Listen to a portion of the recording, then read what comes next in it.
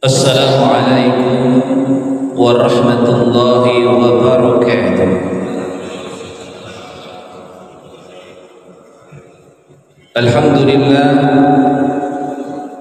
Alhamdulillahilladzi arsala rasulahu bil huda wa dinil haqq liyudhhirahu 'ala ad-din kullihi wa kafa billahi shahida. Asyhadu an la ilaha illallah wahdahu la syarika lah wa asyhadu anna Muhammadan abduhu wa rasuluhu la nabiyya ba'dahu. Allahumma shalli wa sallim wa barik ala sayyidina Muhammadin wa ala alihi wa ashabihi ajma'in, amma ba'd. Qala Allah ta'ala fi kitabihil karim, a'udzu billahi minasy syaithanir rajim. Bismillahirrahmanirrahim. Ya ayyuhalladzina amanu taqullaha haqqa tuqatih wa la tamutunna illa wa antum muslimun. Shadaqallahul azim. Masyarul jamaah yang dirahmati dan dimuliakan Allah Subhanahu wa taala. Tatkala baginda Rasulullah sallallahu alaihi wasallam akan berangkat hijrah di sebuah tempat di sekitar Masjidil Haram yang dahulu bernama Hazwarah, sekarang menjadi Bab Hazwarah. Kalau kita berangkat umrah atau haji, ada pintu namanya Hazwarah. Beliau berdoa kepada Allah Subhanahu wa taala. Beliau mengucapkan sebuah kalimat,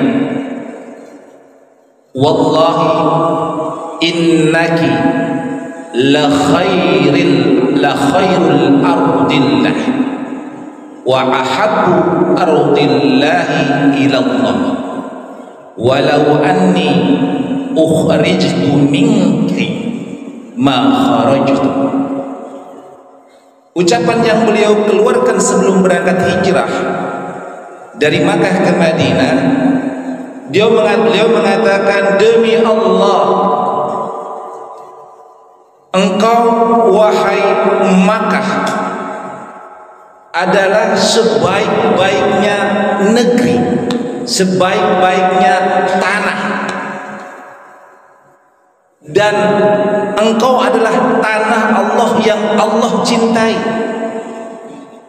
Seandainya bukan karena orang-orang kafir ini mengusirku, maka aku tidak akan keluar dari Makkah. Ini ucapan baginda Nabi Muhammad SAW ketika beliau akan berangkat hijrah. Jadi ini menunjukkan ucapan betapa cintanya Rasulullah kepada negeri Makkah. Kemudian beliau berangkatlah bersama Abu Bakar sampai 7 km kemudian sampailah di sebuah gua di Jabal Sur yang bernama Gua Sur, di mana di ketinggian yang cukup lumayan, walau itu gunung nggak begitu besar, ada sebuah gua di bukitnya yang bentuknya seperti wajan terbalik. Kalau sekarang berangkat ke sono kita bisa melihat itu, yang kedalamannya luasnya tidak lebih dari 3,5 meter, ya, dengan ketinggian antara 130, ya. Jadi kalau orangnya tinggi 170 agak sedikit jongkok. Kemudian kafir Quraisy mengejar, sehingga kemudian beliau masuklah ke dalam gua Sur itu bersama Abu Bakar. Yang di dalam Gua Sur itu banyak lubang. Jadi Gua Sur itu ada pintu dari sebelah barat dan sebelah timur. Ditembus tuh pintunya, pintu gua itu. Maka ada lubang-lubang yang pada saat itu banyak kalajengking, banyak ular. Maka kemudian Abu Bakar menutup lubang-lubang itu dengan pakaiannya yang disobek. Tapi ada satu lubang yang belum tertutup. Maka beliau berinisiatif untuk menutup lubangnya dengan jempol kakinya begini. Dan saat itu Rasulullah sedang terlelap lelah beliau. Akhirnya beliau tertidur. Abu Bakar tidak tega. Kemudian kepala beliau Rasulullah SAW dipindahkan ke paha Abu Bakar. Dan tak terduga, tiba-tiba ada seekor ular berbisa menggigit jempol kaki Abu Bakar. Abu Bakar meringis menahan sakit, tapi tidak mau berubah, tidak mau berteriak karena khawatir baginda Rasulullah SAW terbangun. Sampai kemudian akhirnya Rasulullah terbangun dan melihat Abu Bakar sedang meringis menangis menahan sakit. Kemudian ditanya, kenapa engkau tidak membangunkan aku wahai sahabatku? Aku takut akan mengganggu dan mengganggu kenyenyakan tidur. Dan kemudian Allah Subhanahu wa ta'ala mengabadikannya. Diabadikan di dalam surat 9 ayat 40. A'udzu billahi minasyaitonir rajim. Illa tansuruhu faqad nasarahu Allah. Id akhrajahu alladhina kafaru saniyasnain idhuma fil ghar id yaqulu li sahibihi la tahzan innallaha ma'ana. Kata Allah Subhanahu wa ta'ala, jika kalian tidak ada yang menolong Nabi Muhammad, maka Allah pasti akan menolong Nabi Muhammad. Tatkala mengusir orang-orang kafir di antara satu dari dua orang, yang keduanya berada dalam gua. Ketika salah satu mengucapkan kepada yang lainnya, la tahzan innallaha ma'ana, jangan takut, Allah bersama kita. Ini ucapan menghibur Abu Bakar.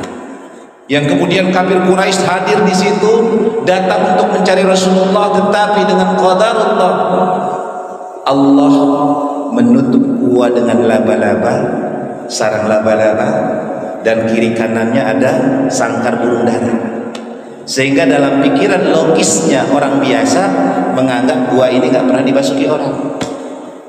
Abu Bakar sangat khawatir, karena kalau seandainya itu kafir Quraisy nengok saja ke dalam sedikit, maka akan tampak kaki Rasulullah. Tetapi akhirnya Allah menyelamatkan keduanya, dan dicatat sampai 3 hari beliau berada di gua. Kemudian Rasulullah SAW bersama Abu Bakar melanjutkan perjalanan sampai tiba di Juhfah. Jadi Juhfah itu salah satu miqat makani. Jadi miqat makani itu ada 5 tuh. Ada miqat zamani, ada miqat makani. Jadi kalau kita berhaji, maka pada saat miqat itu dimulai pelaksanaan ibadah haji dengan ihram kita. Berniat pada saat miqat makani. Kalau kita orang Indonesia ada 2 miqat makani. Gelombang pertama di Madinah, yaitu di Bandar Internasional Pangeran Abdul Aziz, sedangkan yang kedua berada di Jeddah, yaitu King Abdul Aziz bandaranya. Ya, kalau yang di Madinah itu ada yang namanya Juhfah. Tetapi kalau kita gelombang pertama miqat makanina di Bir Ali. Jadi ada Bir Ali, kemudian ada Juhfah, ada Qar al-Manazil, kemudian juga ada Ya Lamlam, dan ada Dawir Irqim. Ada 5 miqat makani. Jadi kalau yang sudah berangkat haji, insyaallah hafal ya. Jadi kalau miqat di situ berniat untuk melaksanakan umrah atau haji. Insyaallah kita akan diberikan kemudahan. Insyaallah tahun-tahun yang akan datang kita bisa berangkat haji dan umrah, amin ya rabbal alamin. Ketika sampai di Juhfah, kurang lebih 191,5 km dari Makkah. Jadi perjalanan cukup lumayan. Dari Gua Sur 7 kilo dari Makkah, melanjutkan perjalanan sampai 191 km. Maka beliau sedang istirahat di Juhfah, beliau memandang ke jalan menuju Mekah. Jadi kalau kita menerawang sambil melihat, ya Allah, saya harus meninggalkan kampung halaman, ya Allah. Maka kemudian beliau di tengah kesedihannya, sesambil memandang bekas-bekas jalan beliau, karena terlihat di Juhfah itu, terlihat jalan bekas yang dilalui oleh beliau. Maka kemudian malaikat Jibril menurunkan ayat Al-Quran surat 28, surat Al-Qasas ayat 85. Allah subhanahu wa ta'ala berfirman, innallaha farada 'alaikal qur'ana laradduka ila ma'ad. Sesungguhnya Allah yang telah mewajibkan kepadamu untuk melaksanakan perintah-perintah Allah dalam Al-Quran, pasti akan mengembalikan kamu kembali kepada tempat asalmu, yaitu Makkah. Ulama menafsirkan ma'ad ai Makkatul Mukarramah. Walaupun ma'ad itu maknanya banyak, tetapi dalam ayat itu dimaknai yang mufassir adalah Makkah. Jadi Allah sudah menjanjikan kepada Nabi bahwa Nabi Muhammad akan nanti kembali lagi kepada Makkah. Nggak usah takut, kata Allah begitu kalau dalam bahasa kita. Kenapa? Karena Nabi sangat cinta, sangat sayang kepada negerinya, yakni Makkah. Sampai kemudian beliau tiba di Madinah.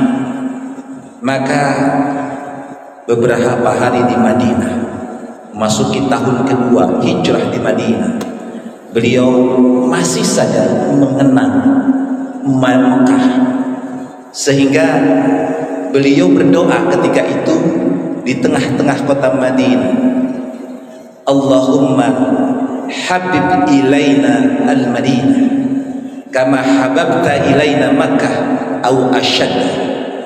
Ya Allah, jadikanlah kota Madinah ini kota yang kami cintai, sebagaimana Engkau ya Allah telah menjadikan kami cinta terhadap Makkah, bahkan jadikan kami lebih mencintainya dibandingkan Makkah. Au asyad artinya lebih mencintai. Nah, berdasarkan rangkaian yang disampaikan barusan, maka kita bisa melihat bagaimana Rasulullah SAW pun sangat mencintai negerinya Makkah. Negara kita alhamdulillah sudah 78 tahun merdeka. Merdeka dari penjajahan Belanda, merdeka dari penjajahan Jepang. Dan kita abadikan di dalam muqaddimah Undang-Undang Dasar 1945 alinea ketiga, atas berkat rahmat Allah, atas berkat rahmat Allah yang Maha Kuasa, dan dengan didorongkan keinginannya luhur, diakui kemerdekaan ini hakikatnya adalah karena kasih sayang dari Allah Subhanahu wa ta'ala, baru didorongkan dengan keinginan yang ada dorongan kuat untuk hidup merdeka. Pertanyaannya, Belanda, Jepang sudah tidak menjajah kita dengan secara fisik bersenjata, tetapi apakah negeri kita sudah merdeka? Merdeka dalam arti sesungguhnya. Maka untuk menjawab ini, mari kita analisa.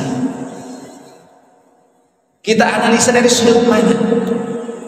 Kita analisa dari sudut ekonomi, sosial, politik, dan pertahanan keamanan kita. Kita lihat dari sudut yang pertama, ekonomi. Ekonomi kita, APBN kita kemarin, pendapatan negara itu 2.463 triliun. 2.463 triliun pendapatan negara kita. Pembelanjaan kita 3.061,2 triliun. Besaran mana tuh? Besaran pendapatan apa belanja? Besaran pendapatan apa belanja? Minus. Minusnya berapa? 598,2 triliun. Kalau kita gaji 5 juta, belanja 10 juta, kira-kira sisanya ngapain tuh? Ngutang. Hutang kita sekarang per Juli kemarin jumlahnya 7.877,51 triliun. 7.877,51 triliun. Kalau dikalkulasi dengan jumlah penduduk Indonesia yang 279 kita bulatkan, berarti satu kepala kita menanggung hutang 28 juta lebih. Satu kepala kita nih. Jadi penduduk Indonesia yang tercatat menanggung hutang kurang lebih 28 juta. Ini dari sudut ekonomi. Belum lagi dari sudut ekonomi dari sisi yang lainnya. Bagaimana dominasi perusahaan-perusahaan yang dikuasai asing dan asing. Sekarang perusahaan lokal yang besar mana? HM Sampurna sudah dijual. Dulu memang perusahaan lokal, tapi sekarang sahamnya sudah dibeli. Mana lagi? Unilever, perusahaan Belanda. Unilever yang mendistribusikan Alfamart, Indomart, Indogrosir, mall-mall mungkin, tempat pembelanjaan swalayan, itu punya Belanda. Dia membuka cabang 100 negara dia buka itu. Ya, dan salah satunya cukup mendominasi di Indonesia, bahkan dalam penempatan urutan pertama perusahaan. Belum lagi perusahaan-perusahaan yang lainnya. Dominasi ekonomi dipegang oleh asing dan asing. Ya, mal-mal yang punya tanya siapa? Ada nggak namanya Mamat, namanya Syafruddin, namanya Andi? Nggak ada. Namanya Cangcing Cungcung. Namanya begitu. Ini kenyataan dan fakta. Artinya ekonomi kita masih dijajah, belum mandiri, mampu mengelola sumber daya negeri dengan kemampuan sumber daya manusia mandiri. Ini PR untuk kita nih. Potensi kita luar biasa, umat ini banyak, penduduk kita ini mayoritas muslim. Ya.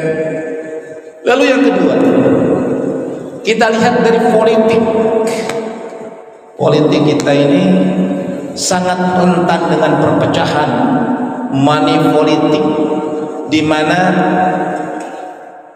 pengusaha jadi pejabat. Ini rawan. Karena mindsetnya pengusaha mencari untung sebesar-besarnya. Beda dengan pejabat. Kalau pejabat konsepnya melayani masyarakat dengan sebaik-baiknya. Begitu tuh. Kalau pejabat, pemerintah, kewajibannya adalah melayani, pelayanan, membuat masyarakatnya menjadi sejahtera, terayomi, terlayani.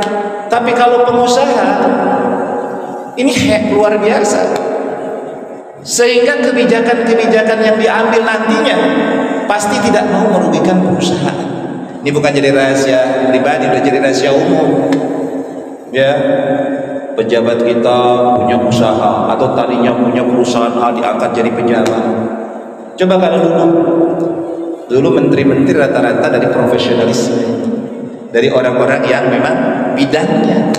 Maaf ya, bukan mengagungkan eranya Orde Baru lah, tapi itu fakta. Tapi kalau sekarang kepentingan, belum lagi bargaining politik. Partai A kemarin dukung si A, sekarang loncat dia ke B. Kemarin dia di partai A, sekarang loncat di partai C. Udah kayak kutu loncat sekarang. Bingung kita. Kemarin perasaan di partai A, sekarang di partai B. Kemarin pilihnya si A, sekarang sudah berubah lagi. Bergening-bergening politik yang seolah-olah dipermainkan kita masyarakat. Ya walaupun boleh-boleh saja, tetapi ini luar biasa, sangat rentan terhadap perpecahan bangsa. Makanya kedepannya kalau saya pribadi lebih suka dengan sistem politik zaman dulu. Yang dipilih itu DPR aja. Belum lagi sekarang presiden, coba presiden melantik, Mahkamah Agung dilantik presiden, Mahkamah Konstitusi dilantik presiden, Komisi Yudisial yang lantik presiden. Yang namanya yang lantik berarti secara logika saja yang dilantik bertanggung jawab terhadap yang melantik, harus tunduk patuh terhadap orang yang melantik. Contoh, Pak Saburin di sekolah ada kepala sekolah, yang melantik guru kan kepala sekolah, maka harus tunduk guru kepada peraturan kepala sekolah, kan begitu. Makanya jangan aneh sekarang trias politika. Negara kita ini kan sebenarnya menganut trias politika, di mana kekuasaan itu dipecah menjadi 3 agar tidak terjadi bergening-bergening. Ada eksekutif, ada legislatif, yudikatif. Yang ketiga ini memiliki peran dan fungsi berbeda masing-masing. Tapi kalau sekarang presiden sama DPR bisa kong-kali-kong bikin peraturan perundang-undangan, maka kalau saya pribadi harusnya presiden gak boleh bikin undang-undang, gak boleh bikin peraturan-peraturan yang sifatnya kewenangan daripada DPR. Kalau sekarang kan presiden bikin undang-undang, ajukan ke DPR, DPR-nya satu bendera, ya udah lolos. Akhirnya muncullah undang-undang yang maaf saja kontradiktif, menjadi polemik sekarang. Seperti undang-undang cipta kerja masih jadi polemik sekarang. Kenapa? Karena kewenangan-kewenangan sebagai konsep dasar dari berbangsa dan bernegara kita sudah dilanggar. Sekarang MPR-nya duduk manis doang. MPR cuma tugasnya ngelantik presiden. Padahal harusnya MPR punya peranan. Kalau saya pribadi seharusnya yang melantik Mahkamah Agung, yang melantik Mahkamah Konstitusi itu MPR, bukan presiden, sebagai lembaga tertinggi negara kita. Masa dilantik oleh satu level, kan nggak etis gitu.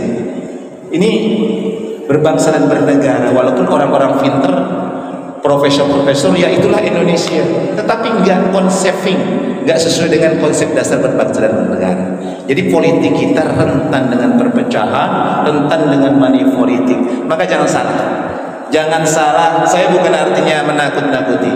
Maka 2024 ini money politik luar biasa. Maka hasil daripada itu bukan menciptakan pejabat-pejabat yang amanah, tetapi pejabat-pejabat yang bekerja demi uang. Saya bukan fitnah, tapi itu fakta. Ya, ini politik kita. Tapi mudah-mudahan Allah memberikan kekuatan kepada kita untuk mampu nanti melahirkan pemimpin-pemimpin bangsa yang amanah, yang peduli kepada masyarakat dan rakyat Indonesia. Amin ya rabbal alamin. Itu yang kedua. Jadi negara kita secara politik intervensinya luar biasa. Jadi kalau pejabat itu maaf saja kayak kemarin ada beberapa kasus di mana orang untuk menjadi anggota dewan ini kan perlu dana, perlu biaya. Kalau misalnya orangnya biasa-biasa saja, dari mana biayanya? Maka banyak yang jadi sponsor. Nah, sponsorship ini adalah para pengusaha yang terkadang adalah mereka bukan hanya orang lokal kita, tapi asing. Maka ada bergening politik. Kamu saya berikan dana, tapi tolong nanti nih saya punya kepentingan, golkan kepentingan ini. Maka ini bahaya sekali. Ya, jadi silakan dinilai apakah negara kita secara politik masih terjajah atau kita sudah merdeka. Lalu yang ketiga bisa kita lihat dari sosial budaya kita.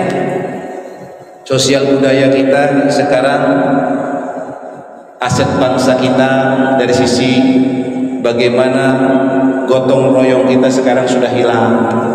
Kalau dulu tiap Jumat, maaf ya, kalau dulu di kampung saya hari Jumat itu masyarakat nggak kemana-mana dulu, kita sama-sama ngerapihin jalan. Kalau ada rumah penduduk yang agak mau roboh, bersama-sama dibangun. Gotong royong sekarang mulai mengikis dari negeri ini. Bagaimana karakter bangsa kita sekarang? Orang lebih individualis. Bisa dibuktikan dengan korupsi yang begitu banyak mewabah di mana-mana. Jadi sekarang gotong royongnya bukan fastabiqul khairat, tapi dalam amar munkar. Ya, korupsi kan berjamaah sekarang, bukan hanya sholat yang berjamaah. Korupsi dari mulai atas sampai bawah korupsi sekarang. Makanya KPK bingung tuh nangkepnya, saking banyaknya, ketangkap satu berimbas tuh deret terus ke bawah. Jadi hebatnya sekarang kalau korupsi bareng-bareng. Makanya luar biasa sekarang. Jadi ini nih mentalitas kita, agama, keyakinan iman kita ini harus diperbaiki. Dan itu semua adalah dampak daripada bargaining politik yang dilakukan. Jadi sosial budaya kita masuk budaya-budaya luar. Sekarang orang kan kalau begini, dulu kan kita nggak kenal apa namanya begini ya. Kalau kita cinta sama orang begini, itu dari mana kita baru nemu tuh. Ya kan baru-baru ini tuh disebutnya sarangi atau apa ya. Itu kan semua pejabat bahkan sudah begini. Itu kan budaya asing. Ya nggak ngerti maknanya. Jangan-jangan begini artinya apa? Ya budaya kita lah. Kalau ketemu sama orang menyatakan cinta, katakan dengan budaya kita yang indah. Kalau kita berpelukan antara laki-laki dengan laki-laki aja masih ada orang, ini norak banget sih laki-laki berpelukan sama laki-laki. Padahal itu orang berpelukan itu laki-laki dengan laki-laki, ya Allah, itu kedekatan batinnya luar biasa. Daripada rejauh, apa itu? Ya, apalagi dulu tos-tosan. Belum lagi anak-anak sekarang ini. Coba saya ngajar ketika misalnya ditanya tentang Pancasila saja di tingkat university, itu Pancasila ketukar-tukar. Jadi kalau misal saya ngajar kewarganegaraan misalnya, saya kan kadang-kadang suka nanya dadakan. Saya samperin tuh mahasiswa, saya tanya, coba sebutkan sila ketiga, sila keempat, sila kelima. Kadang-kadang nggak nyambung, kadang-kadang bingung. Bahkan ketika ditanya tentang coba bacakan pembukaan undang-undang saja nggak ngerti, bahkan banyak yang nggak hafal. Itu sosial budaya. Tapi kalau ditanya lagu-lagu dari Korea, lagu-lagu dari Barat, hafal banget. Ditanya tentang artis-artis luar negeri, hafal banget. Ditanya tentang pahlawan nasional, waduh, di Penegoro siapa ya? Oh yang dalam kertas duit itu ya, katanya begitu jawabannya. Nggak ngerti dari mana. Iya, itu yang pakai imam kayak saya. Nggak ngerti dia tentang pahlawan-pahlawan nasional kita. Jadi sosial budaya kita mulai tergerus, digantikan dengan budaya-budaya di luar kita yang notabene menggerus nilai-nilai sakral dari perjuangan bangsa kita yang dilakukan oleh pejuang-pejuang bangsa kita. Luar biasa. Ini ngeri-ngeri sedap nih. Kalau generasi muda sudah nggak ngerti tentang pahlawannya. Kan bangsa yang besar adalah bangsa yang menghormati jasa pahlawannya. Kalau orang nggak tahu pahlawannya siapa, bagaimana menghormatinya? Nah ini PR untuk kita, anak-anak kita didik sosial budaya dengan sebaik-baiknya. Hadirin yang dirahmati dan dimuliakan Allah Subhanahu wa Ta'ala. Jadi pertanyaan tadi, apakah bangsa kita sudah terbebas dari penjajahan? Maka silakan analisa dari sisi ekonomi, sisi politik, dari sisi sosial budaya. Kalau ternyata kita sudah dan masih dalam kekuasaan, bukan independen kita sendiri, berarti pada saat itu kita belum merdeka. Kita kembali, kita sangat cinta kepada negeri ini, kita sangat sayang kepada bangsa kita. Tapi cinta dan sayang itu jangan cinta dan sayang buta. Tapi cinta dan sayang itu harus berdasarkan logika dan perasaan yang dalam. Sebagaimana Rasulullah SAW cinta kepada Makkah. Beliau begitu cinta dengan Makkah, bahkan sampai di Madinah saja masih mengingatkan. Bahkan nanti beliau di akhirnya Allah mengabulkan permohonan tadi. Innal ladzi farada 'alaikal qur'ana la raduka ila ma'ad. Maka Rasulullah bisa kembali kepada Makkah pada saat haji wada atau Fathul Makkah. Fathul Makkah itu terjadi pada 8 tahun setelah hijrah. Jadi itu pada bulan apa? Bulan Sya'ban. Ya, pada bulan Sya'ban. Ada yang mengatakan pada bulan Ramadan. Di Ramadan, di puasa ke-20 Ramadan, beliau berhasil masuk ke Makkah dan membuat penduduk Makkah kemudian memeluk Islam. Ya, alhamdulillah. Jadi janji Allah itu pasti akan terkabul. Bahkan bukan itu saja. Rasulullah SAW ketika di Makkah itu kan kiblat sholatnya itu kan ke Makkah. Jadi ketika di Makkah sebelum hijrah, sholat Rasulullah itu menghadap kepada Baitullah atau ke Makkah. Tetapi ketika beliau berhijrah, beliau kiblatnya nggak ke Makkah, tetapi ke Masjidil Aqsa. Dan itu selama 16 bulan para ulama mencatat. Dan ini membuat gelisah Rasulullah. Kenapa Rasulullah saat itu memindahkan kiblatnya ke Masjidil Aqsa? Alasannya adalah karena pada saat itu di Mekah, di Ka'bah itu patung-patung berhala-berhala masih berserakan.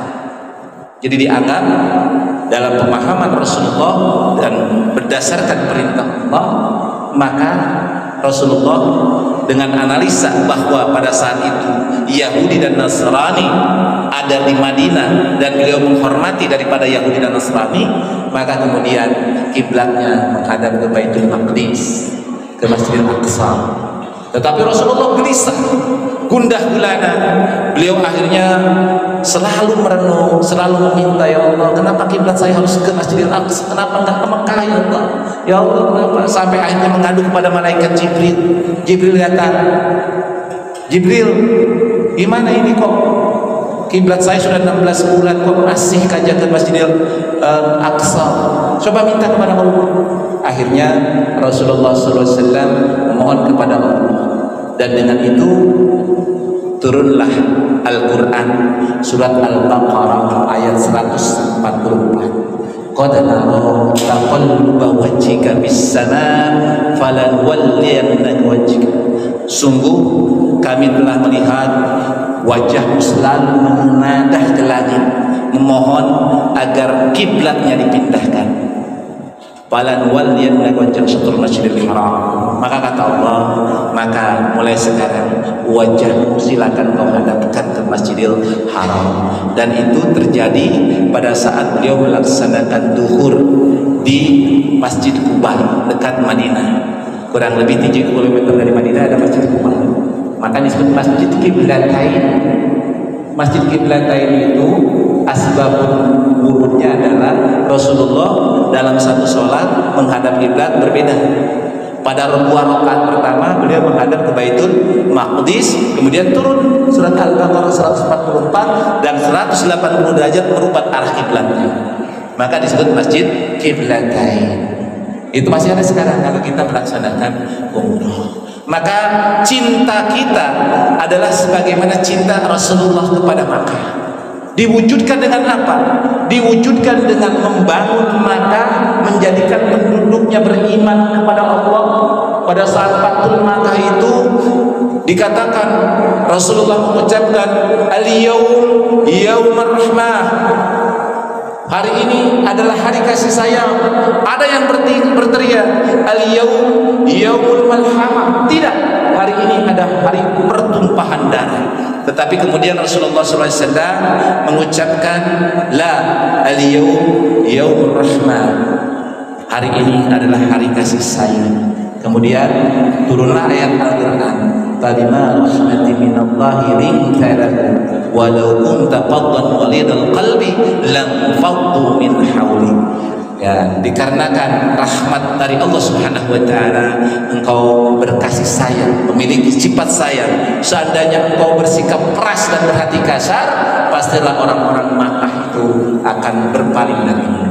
Jadi Rasulullah memaafkan kesalahan, kejahatan daripada orang-orang kafir Quraisy yang ada di Makkah.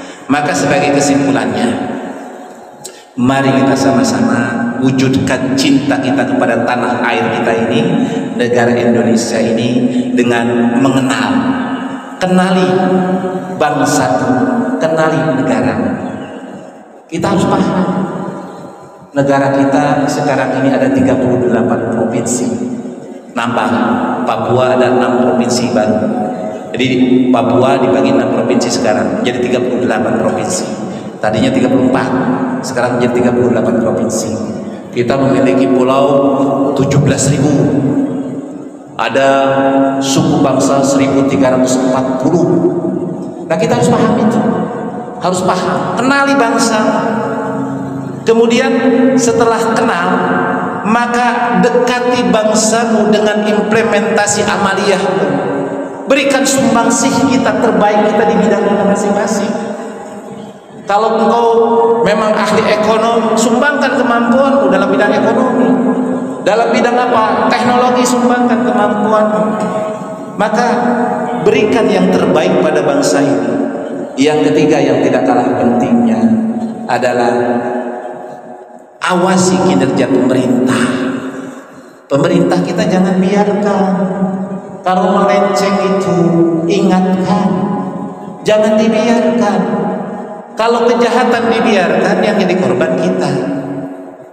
Jadi kalau pemerintah salah, minimal kritik, minimal berikan masukan, tapi jangan dicaci, dihina, jangan sampai direndahkan. Ya, karena ngeri-ngeri sedap ini peraturan kita. Rocky Gerung kemarin dijebak ya dengan pernyataan yang memang nggak pantas, dengan ucapan-ucapan yang tidak seharusnya. Hati-hati, mengkritisi pemerintah dengan cara yang baik itu akan lebih elok dan indah. Kritik dengan ilmiah, kritik dengan hujah-hujah, dalil-dalil yang otentik dan pasti. Jangan dengan emosional yang tidak rasional. Maka ini bukti kecintaan kita kepada negeri kita. Mudah-mudahan bangsa yang kita cintai ini, negara yang kita cintai ini menjadi bangsa dan negara yang baldatun thayyibatun wa rabbul ghafur. Allahumma ya Allah, jadikanlah negara kami negara yang aman, tentram, damai, sentosa, rakyatnya sejahtera. A'udzubillahi minasyaitonir rajim. Bismillahirrahmanirrahim. Wal 'asr innal insana lafi khusr illa alladziina aamanu wa 'amilus shalihat wa tawassaw bil haqqi wa tawassaw bis sabr. Demikian, mudah-mudahan apa yang saya sampaikan bermanfaat. Usikum wa nafsi bittaqwallah. Assalamualaikum warahmatullahi wabarakatuh.